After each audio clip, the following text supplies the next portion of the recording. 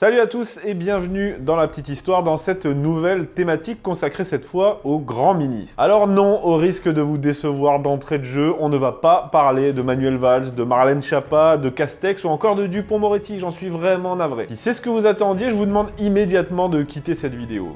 Et cette chaîne aussi, je pense que ça vous ferait le plus grand bien. Non, pour cette thématique, on va parler de vrais grands ministres, de vrais grands serviteurs de l'État. Alors forcément, ça va pas mal tourner autour de l'Ancien Régime, car c'est là que cette fonction a pris tout son sens, mais pas que. Vous verrez que dans l'histoire, comme toujours, il y aura un petit napoléonien dans le lot, hein, ça c'est du classique, vous avez l'habitude. Mais pour commencer, on va attaquer avec du lourd quand même, avec un très grand ministre. Il faudrait un livre entier de 4000 pages pour dresser la liste de tous ses accomplissements. Il a été un grand serviteur de l'État, un grand serviteur du roi Soleil, ce qui revient au même, et aussi un grand serviteur de lui-même, hein, ça aussi ça fait partie du job. Je veux bien sûr parler de Jean-Baptiste Colbert, grand intendant des finances qui a réalisé une multitude de choses dont on ne va faire qu'effleurer la surface pendant le grand siècle. Nous lui devons beaucoup aujourd'hui encore, même si certains idéologues BLMisés aimeraient le brûler en place publique. Non, nous, on va plutôt le célébrer. Allez, c'est parti.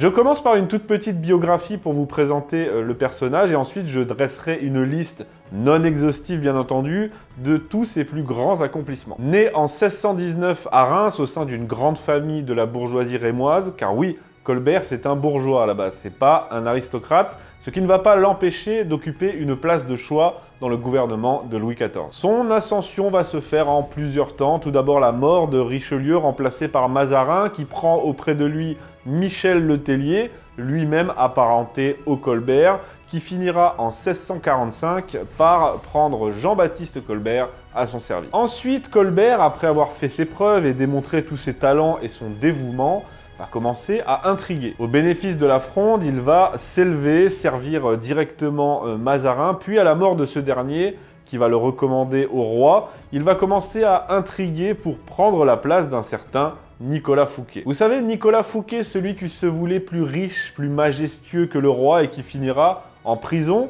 eh bien cette chute, il la devra en partie à Colbert, tout aussi riche que lui, mais qui avait l'intelligence de ne pas faire étalage de sa fortune. Ainsi, quand Fouquet tombe pour ses fastes, c'est Colbert qui le remplace, et dès lors, il va mettre la main sur toutes les charges et les ministères d'importance, excepté la guerre et les relations extérieures. Il est nommé surintendant des bâtiments et manufactures, contrôleur général des finances, secrétaire d'État à la marine et à la maison du roi. Il est donc maintenant à tous les postes stratégiques où il est question de gros sous. Il prend pour devise « pour le roi souvent, pour la patrie toujours » et pour emblème, la couleuvre.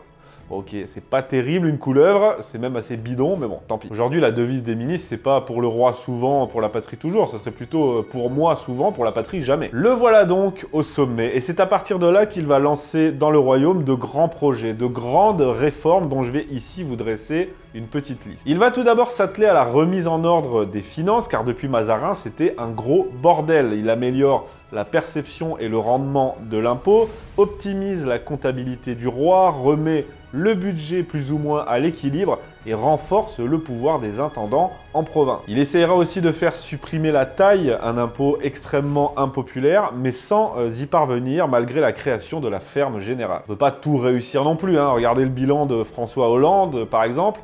Bien malin serait celui qui le jugerait positif à 100%. Mais au-delà des finances, qui est sa mission principale, Colbert s'occupe également de l'industrie. Bon, faut dire qu'il ne s'est pas trop occupé de l'agriculture en parallèle, mais l'industrie, ça, il a mis le paquet. Et c'est justement au sein de cette action qu'il va développer une doctrine qui, aujourd'hui encore, porte son nom, le colbertisme.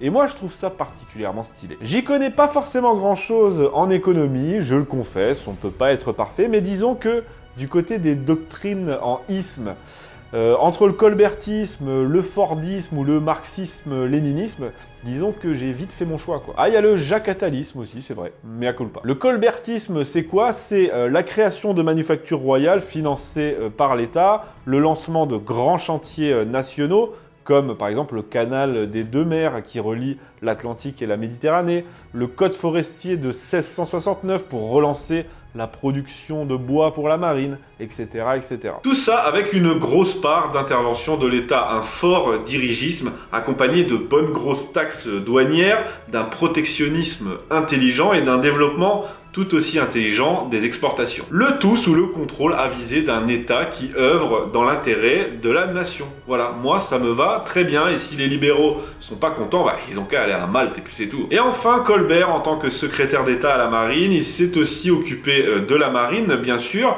mais surtout du commerce et des colonies. Déjà, il a lancé sur le modèle hollandais, ce qu'avait déjà fait un peu Richelieu, de grandes compagnies de commerce, comme la Compagnie des Indes orientales et occidentales, la Compagnie du Nord, du Levant, du Sénégal, ce qui a permis un essor du commerce et la création de nombreux comptoirs. Il a aussi favorisé directement le peuplement du Canada, notre chère et tendre Nouvelle-France. Il a lancé de grands travaux pour la marine avec non seulement la construction de chantiers navals, de ports comme Toulon et Brest, afin de doter la France d'une véritable marine de guerre. Pour faire la guerre, bien sûr, parce que dans la flotte se traînent pas mal de roast-beef et de hollandais, mais aussi pour protéger nos flottes marchandes qui font l'aller-retour avec nos colonies dont il a aussi participé à l'essor. Il a aussi été à l'œuvre dans l'instauration du fameux Code Noir, ce fameux Code Noir qui régit les rapports entre maîtres et esclaves, et qui avait fait scandale auprès des incultes de BLM. Je vais pas revenir là-dessus parce que j'avais déjà tout expliqué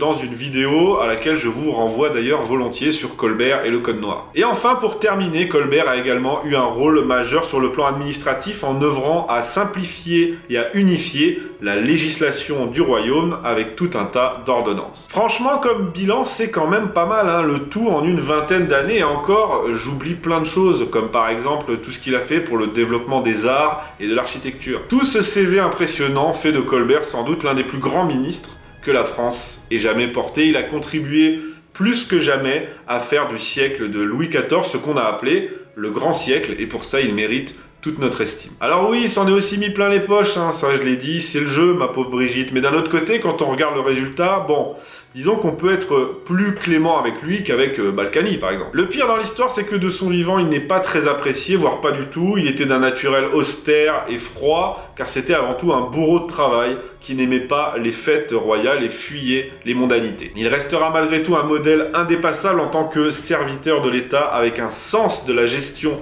sur le long terme, voire le très long terme, et je peux vous assurer que des mecs comme ça, on n'est pas prêt d'en recroiser de sitôt. Merci à tous, et on se retrouve la semaine prochaine.